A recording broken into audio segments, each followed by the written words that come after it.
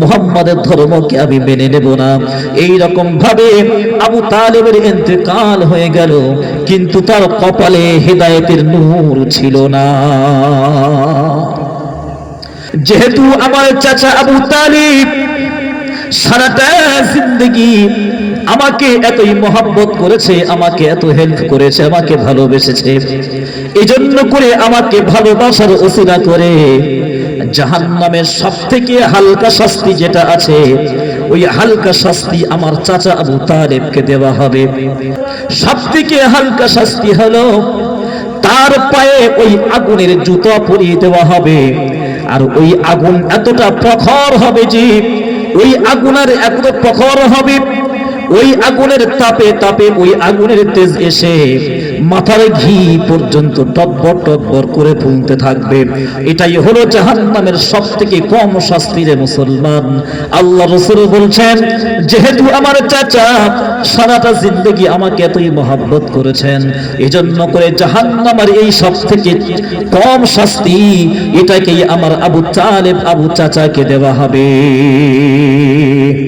পৃথিবীর জমিনে আবু তালেব নবীজিকে যতটা ভালোবাসতেন, আর এই রকম কেউ নবীজিকে ভালোবাসতে পারেননি। যদি কোনো মানুষ এই আবু তালেবের দিকে এই রকম আমল করে কথা বলতো, তাহলে তার এই হাত থাকতো, আমল কিন্তু আর থাকতো না। এমন একটি শক্তিশালী পেহলওয়ান মানুষ ছিলেন আবু তালেব।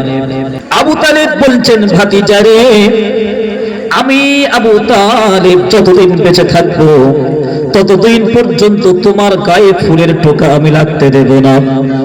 নবীজি যখন দিনের প্রচার করতেন, নবীজির বহু শত্রু তৈরি হয়ে গিয়েছিল নবীজিকে প্রাণনাশ করার জন্য, কিন্তু আবু তালেব নবীজিকে এতটাই হেল্প করতেন, শত্রুরা নবীজির সাথে পেরে উঠত না।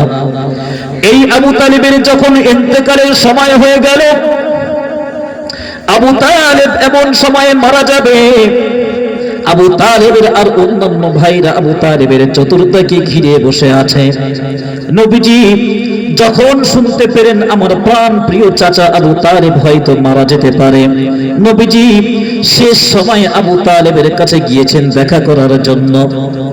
নবীজি ওই সময় যখন গিয়েছেন আবু তালেবের কাছে, গিয়ে দেখছেন আবু জাহাল থেকে নিয়ে শুরু করে আবু লাহাব থেকে নিয়ে শুরু করে নবীজির অন্যান্য সমস্ত চাচারা সেখানে গোল হয়ে ঘিরে বসে আছে। মুহাম্মদ নবীজি যখন আবু তালেবের কাছে যেতে চাইলেন, তখন তারা খালি জায়গাগুলো ভরাট করে বসে নিচ্ছে, যাতে করে মুহাম্মদ এখানে এসে বসতে না পারে। মুহাম্মদ নবীজি খুব কষ্ট করে আবু তালেব চাচার মাথার দিয়ে গিয়ে বসলেন।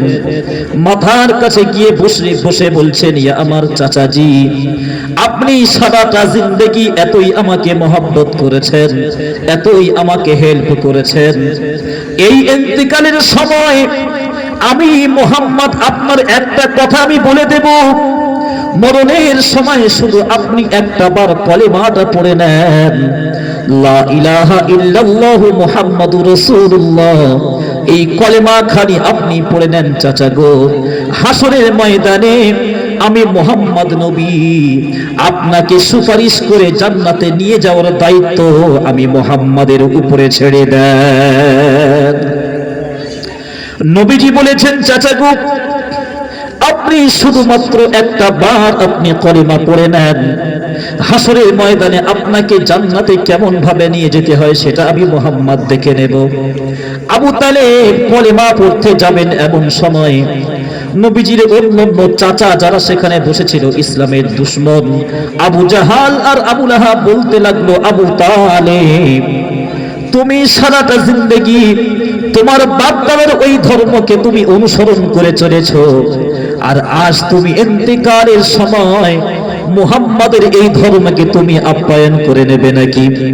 তুমি সারাটা জিন্দেগি তুমি যেই ধর্মের উপরে তুমি চলেছো, সেই ধর্মের উপরে তুমি মৃত্যুবরণ করো, মুহাম্মাদের ধর্মকে তুমি নেবে না। এই কথা যখন বলেছে, তখন আবু তালেব চমকে উঠেছে। না তো আমি সারা জীবন যেই ধর্মের উপরে ছিলাম সেই ধর্মের উপরে আমি মৃত্যুবরণ করব, মুহাম্মাদের ধর্মকে আমি মেনে নেব না। এই রকম ভাবে আবু তালেবের ইন্তেকাল হয়ে গেল, কিন্তু তার কপালে হেদায়েতের নূর ছিল না। নবীজি বলেছেন, যেহেতু আমার চাচা আবু তালিব সারাটা জিন্দেগি আমাকে এতই মহব্বত করেছে, আমাকে এত হেল্প করেছে, আমাকে ভালোবেসেছে, এজন্য করে আমাকে ভালোবাসার ওসিলা করে জাহান্নামের সবথেকে হালকা শাস্তি যেটা আছে, ওই হালকা শাস্তি আমার চাচা আবু তালেবকে দেওয়া হবে। সবথেকে হালকা শাস্তি কোনটা? সবথেকে হালকা শাস্তি হলো তার পায়ে ওই আগুনের জুতা পরিয়ে দেওয়া হবে। আর ওই আগুন এতটা প্রখর হবে যে ওই আগুনের এত প্রখর হবে, ওই আগুনের তাপে তাপে ওই আগুনের তেজ এসে মাথার ঘি পর্যন্ত টব্বর টব্বর করে ফুলতে থাকবে। এটাই হলো জাহান্নামের সবথেকে কম শাস্তি রে মুসলমান। আল্লাহ রাসূল বলছেন, যেহেতু আমার চাচা সারাটা জিন্দেগি আমাকে এতই মহব্বত করেছেন, এজন্য করে জাহান্নামের এই সবথেকে কম শাস্তি এটাকেই আমার আবু তালেব আবু চাচাকে দেওয়া হবে।